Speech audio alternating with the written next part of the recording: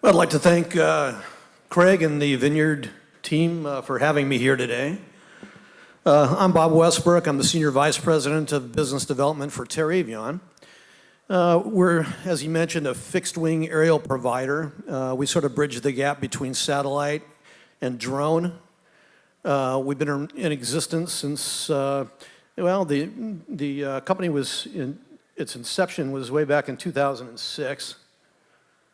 And what we're going to talk today about is working on a commercial basis on trying to increase profitability, reduce risk, and overall save time for your folks out there in the field.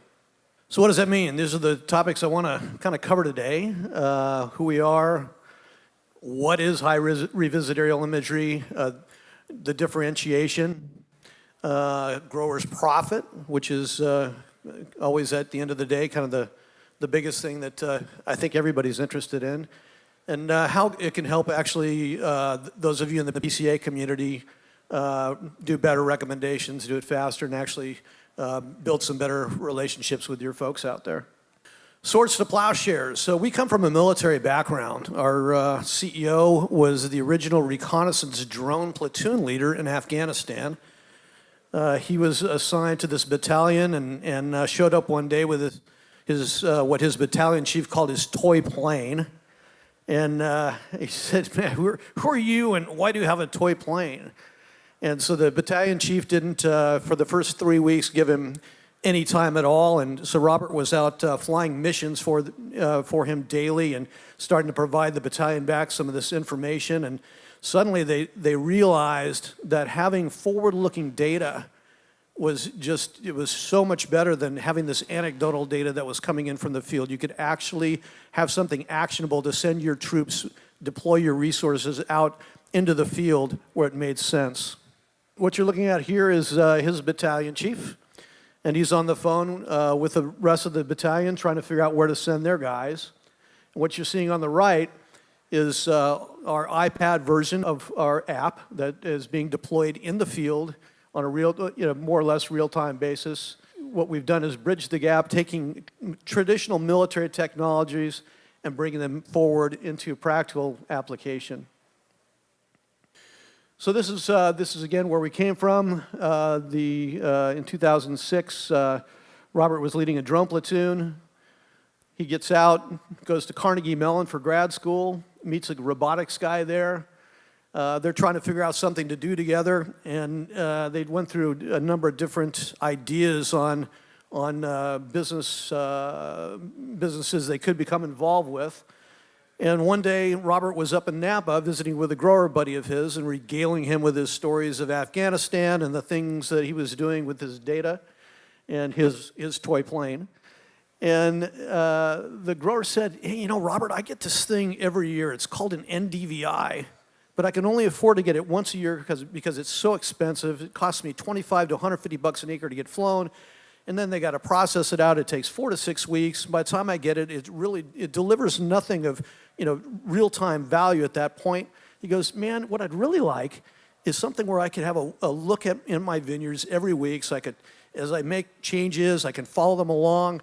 I can better plan. I can send my people out to where they really need to go. He goes, Robert, why don't you build me a drone? Robert says, man, you don't need a drone. What you need is a solution. So they put together a team of guys, and they raised a little bit of money, and son of a gun if they didn't figure out this whole NDVI conundrum and figured out that it was the human element and the processing and the collection and the delivery and the storage that was so cost-intensive.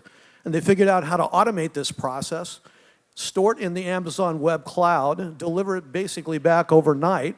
And so now we've turned this into a service where, and I think there's similar services around here where we can now fly this, process it within about 8 or 9 hours, deliver it back to the grower's hands where he actually has data that is useful at very, very marginal cost from an input perspective. So that's our background. So what is it really about? It's really about visual control. It's about your ability to go out in your fields, take a look at what you have, understand better what's happening out there, deploy your assets better, deploy your resources to where they really need to be deployed. If you can imagine Ford or GM without having some sort of visual control inside their operations, it would be, going back to the dark ages, it'd be just a disaster. So how do we do that? Well, we're a fixed wing provider. We kind of sort of, again, bridge the gap between satellite and drone. We build imaging pods. We affix them to the front cowling of basically a Cessna 172 or 182. We build a route for the pilots. We send them up. They go up. We call it mowing the lawn. So they just go fly back and forth till they get it all collected. It gets sent, once they land, they pop out a couple of cartridges, throw it into another box on the ground. That gets uploaded to the cloud, and something on 8 or 9 hours later, after it's gone through a bit of a QA process, we end up with the maps in the grower's hands. We love satellite. We just think right now that it's we're having the ability to deliver a lot more images on a regular basis. We don't deal with the pesky clouds because it's more of a fly-on-demand type of operation. As the former speaker was saying, that if they get enough satellites up at odd enough intervals, we could probably catch up to that. But for today's purposes, we think between resolution and the timing involved, we've got a little bit better opportunity commercially. Drone right now is still, you've got the constraints not only from FAA, you've got the ability to only fly at 300 or 400 feet, which results at 20 or 25 knots, and the ability to only collect something on order of about 200 to 225 acres a day. And at commercial scale agriculture, this is a really tough way to go. You still have to have the pilots, you still have to collect it, you still have to process, you still have to store it and deliver it. So this is, and we think, again, drone is a really great way to go in some instances. And coming from a drone background, we love drone. We're not anti-drone. We just think from a commercial perspective that fixed wing is kind of the way to go. So what's it worth? That's really what it boils down to at the end of the day. Hey, it's a great picture. What am I getting? How do I quantify that? Who's using it? What kind of successes are they having? So these are some folks out there that are currently employing fixed wing. They're getting apparently quite a bit of value out of it. They seem to love it. We seem to love them. And regardless of the collection mechanism, regardless of the delivery mechanism, it has to have value to the grower. The grower has to understand that there is something tangible that he's getting back out of it, or it's really, again, just a nice picture.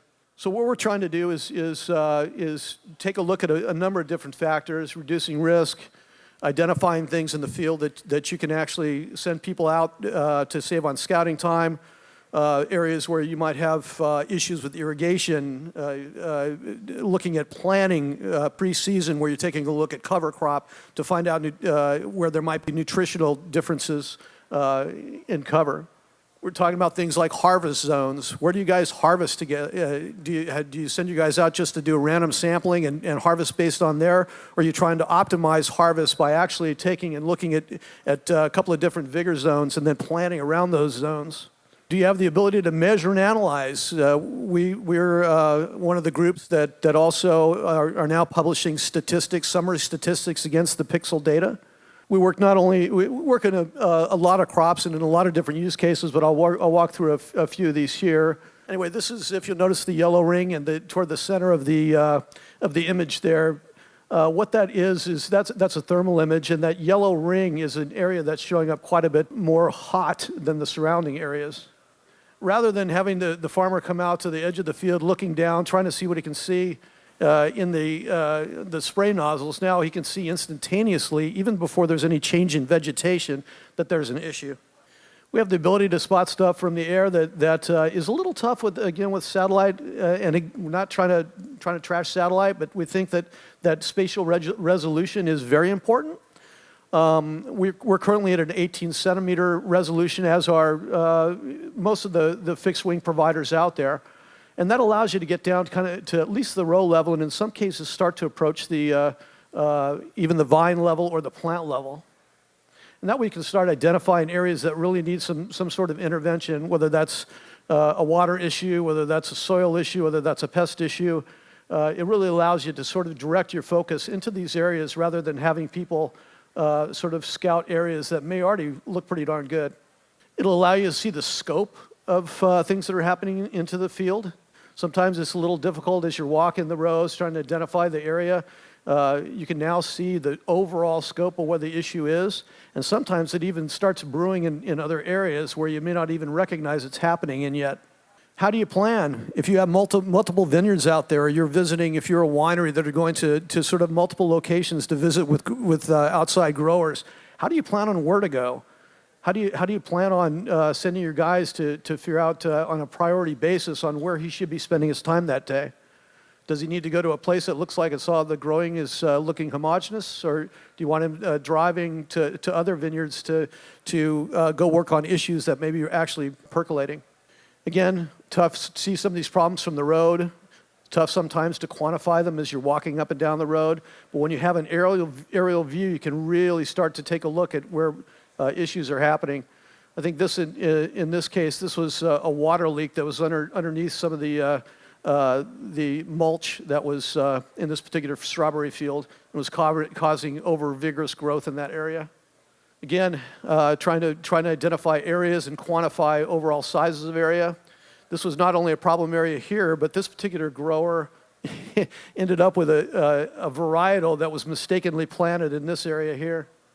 How do you perform your sampling? When you're sampling for soils, for tissue analysis, all those sorts of things, are you doing random? Or now are you using these NDVI profiles to identify areas of different vigor and making sure that you get a comprehensive look within your vineyards? And I'm not going to go through too many of these in the interest of time. I do understand that there's wine waiting after this, so I'm going to not go through my ROI examples. If you'd like me to drill down on these in more detail, but in the interest of time, we'll just kind of move through these quickly. But we think that, again, demonstrating value to the grower is really, really important. We think that any provider out there that's providing services of this type should make the attempt at least to quantify what these things are. So we're taking the tact of trying to drill down into the costs on a number of different levels, what that might mean in time savings and labor savings and input savings, and give you some examples of how these things might actually return value to you. And how does the agronomist benefit? Well, we think that using an aerial provider or using some sort of professional in light of this might have the ability for you to make more of a professional relationship with your farmers, with your growers, with other folks in the industry. We think that things like this can be part of some of the other agricultural inputs that you might have that you're moving into your grower communities. So not only is it benefit to the grower, but there's some financial opportunity there, and also it's helping your growers in general and growing a more consistent relationship with those guys. So what's the future hold? Well, there's a lot of stuff brewing. We're working with multiple analytics companies. We're trying to come up with solutions to crop water stress, which is getting close to being cooked. Nutrition stress, we're going to be incorporating a number of those indices into our packages. There's things like stand counting in a number of different cropping systems, including lettuce, corn, tomatoes, processing tomatoes, those sorts of things where stand counts early season are very, very important. So we think between the analytics side of the equation, the computer learning, the computer vision side of the equation, and the opportunity to increase resolution, we think that's sort of our future, as we think with most fixed-wing aerial providers, and probably true for satellite and for drone as well. Those turn into things like forecasting, counting, all sorts of things. And with that, I'd like to again thank the Vineyard team for having me here, and again, I'll be at booth A11 if you guys have any questions. I appreciate it. And we actually do have time for a question or two. Does your program give GPS coordinates back to where these issues are out in the field so they can go directly to that spot? Yes, absolutely. So it's a geolocated, georegistered, orthorectified, a bunch of other stuff that I'm the only guy probably on here that doesn't have a PhD after his name, so the technical side of that is left to them. But yes, it is, and in fact, if you notice the iPad application that you had, there'll be a flashing GPS locator button that will allow you to walk out into the field and watch yourself walk directly to those areas.